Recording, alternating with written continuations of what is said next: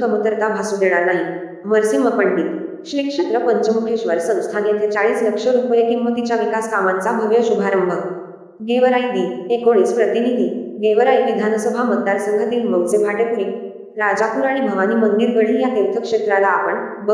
दर्जा मिळवून दिला असून यापुढेही तीर्थक्षेत्राच्या भौतिक विकासासाठी निधीची कमतरता भासू देणार नाही.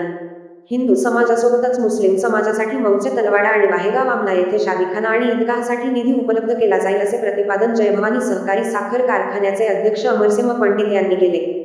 श्री क्षेत्र पंचमुखेश्वर संस्थान भाटेपुरी येथे विविध विकास कामांचा शुभारंभ करताना ते बोलत होते.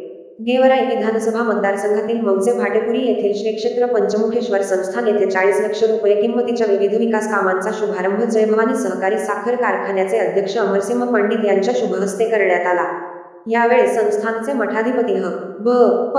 महंत महादेव महाराज कुळी, महंत प्रकाश महाराज कुळी, जयभवानी कारखान्याचे उपाध्यक्ष भाऊसाहेब नाटकर, बाजार समितीचे सभापती मुजीब पठाण, उपसभापती विकास सानप, कारखान्याचे संचालक जगन्नाथ शिंदे, माजी सभापती कुमारराव ढाकळे, आप्पासाहेब गवाणे, बाबूराव काकडे, बांधकाम विभागाचे उपअभियंता संजीव चोपडे, शाखा अभियंता वि. एम. सासवडे, कनिष्ठ अभियंता युसुफ यांच्यासह मान्यवर व्यासपीठावर उपस्थित होते. यावेळी बोलताना अमरसिंह पंडित पुढे म्हणाले की दुष्काळातही लोकांनी सहकार्य केल्यामुळे पंचमुखेश्वर देवस्थानाचा विकास होण्यास मदत झाली.